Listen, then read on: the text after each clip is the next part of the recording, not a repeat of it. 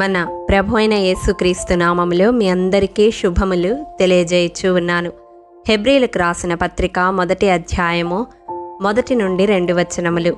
పూర్వకాలమందు నానా సమయములలోనూ నానా విధములుగాను ప్రవక్తల ద్వారా మన పితరులతో మాట్లాడిన దేవుడు ఈ దినముల అంతమందు కుమారుని ద్వారా మనతో మాటలాడెను. ప్రియ దైవజనమా, దేవుడు మనతో మాట్లాడాలని, మనలను నడిపించాలని, మనకు సరియైన మార్గము చూపాలని అందరము ఆశపడుతూ ఉంటాము. దేవుని స్వరము వినాలని తపన పడుతూ ఉంటాము. పూర్వమందైతే దేవుడు ప్రవక్తల ద్వారా మాట్లాడేవాడు. కానీ ఈ అంత్య దినముల యందు కుమారుని ద్వారా మాట్లాడుతాడని మూలవాక్యము తెలియజేస్తుంది. అది ఎలా సాధ్యము అని సందేహించనవసరం లేదు. వాక్యము దేవుడై ఉన్నది. వాక్యము ద్వారా దేవుడు మనతో స్పష్టముగా మాట్లాడుతాడు. మనుష్యునితో మనుష్యుడు ముఖాముఖిగా మాట్లాడినట్లు దేవుడు వాక్యము ద్వారా మనతో మాట్లాడుతాడు. మరి దేవుని స్వరమును వినడానికి వాక్యము చదువుతున్నప్పుడు మన మనోనేత్రములు తెరవబడాలి. మరి ఏ విధముగా వాక్యాన్ని చదివితే మనము దేవుని స్వరాన్ని వినగలము అని వాక్యపు వెలుగులో చూసినట్లయితే, కొరింథీయులకు రాసిన 2వ పత్రిక 4వ అధ్యాయం 4వ వచనం ప్రకారం విశ్వాసముతో చదవాలి. దేవుడు నాతో మాట్లాడుతాడు అని నమ్మిక కలిగి చదివే వారముగా ఉండాలి. ఎందుకంటే ఈ యుగ సంబంధమైన దేవత అవిశ్వాసులైన వారి మనోనేత్రాలకు గ్రుడ్డితనము కలుగజేస్తుందట. మనము విశ్వాసులముగా ఉంటే మన కన్నులు తెరవబడతాయి. అలంకరింపబడిన రాజును కన్నులారా మనము వాక్య ప్రత్యక్షత ద్వారా చూడగలుగుతాము. రెండవదిగా ప్రార్థనాపూర్వకముగా చదవాలి.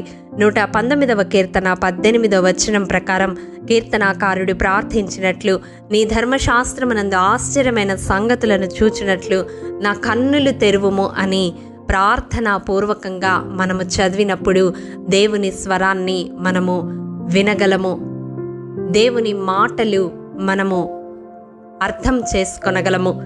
మూడవదిగా 119వ కీర్తన 81వ వచనం ప్రకారం వాక్యము పైన ఆశ పెట్టుకొని చదవాలి. దేవుడు నాతో మాట్లాడతాడు అని ఆశ కలిగి చదివినప్పుడు ఆశగల ప్రాణాన్ని తృప్తిపరచే దేవుడు తప్పక మనతో మాట్లాడతాడు. నాలుగవది సిద్ధపాటుతో చదవాలి. 119వ కీర్తన 148వ వచనం ప్రకారం వాక్యమును ధ్యానించుటకు కీర్తనకారుడు నా కన్నులు రాత్రి జాములు కాకమునుపే తెరచుకొందును అంటున్నాడు. అవును, ఆ వాక్యమును ధ్యానించడానికి ఒక సిద్ధపాటును కలిగి ఉండాలి. ఎప్పుడూ ఆసక్తితో సిద్ధ మనస్సుతో ఉండి మనము చదివితే మనము ఆ వాక్య ధ్యానము ద్వారా దేవుని స్వరాన్ని వినగలుగుతాము. చివరిగా మనం చూసినట్లయితే 119వ కీర్తన 16వ వచనం ప్రకారం మరువక చదివే వారముగా ఉండాలి.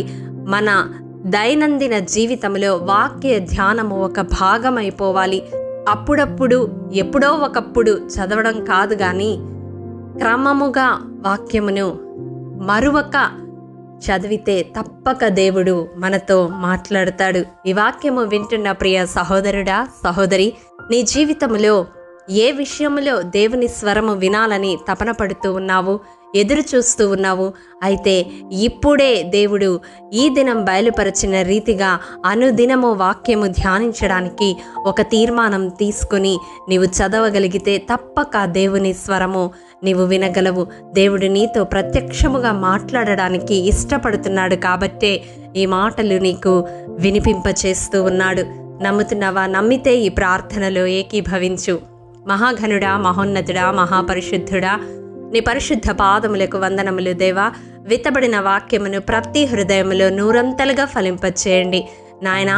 వాక్య ధ్యానము ద్వారా నీ స్వరమును మేము వినగలిగే కృప మాలో ప్రతి ఒక్కరికి దయచేయండి. విశ్వాసముతో ప్రార్థనాపూర్వకంగా ఆశ కలిగి సిద్ధపాటుతో మరువక మా దైనందిన జీవితంలో వాక్య ధ్యానము ఒక భాగము కావడానికి సహాయము దయచేయమని యేసతి పరిశుద్ధ నామం పేరట అడిగి పొందుకొని ఉన్నాము తండ్రి. ఆమేన్. ప్రియ దైవజనమా, అనుదినము షారోన్ మన్నా ద్వారా అడగబడుచున్న బైబిల్ క్విజ్ ప్రశ్నలకు సమాధానములు ప్రతి నెల మొదటి వారము కామెంట్ బాక్స్లో పోస్ట్ చేయబడతాయి. కాబట్టి గమనించి మీకు తెలియని ప్రశ్నలకు సమాధానములు తెలుసుకొనగలరని ప్రభు పేరట మనవి చేయుచూ ఉన్నాము. ప్రియ దైవజనమా, ఈ దినం బైబిల్ క్విజ్ ప్రశ్న: బైబిల్లో 70 ఈత చెట్లు గల ప్రదేశము ఏది? ప్రియ దైవజనమా, ఈ దినము జన్మదినము, వివాహ దినము జరుపుకుంటున్న వారికి షారోన్ గ్రూప్ తరపున హృదయపూర్వక శుభాకాంక్షలు తెలియజేయుచూ ఉన్నాము.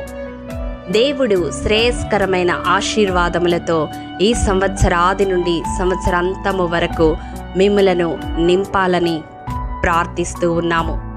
ఆమేన్.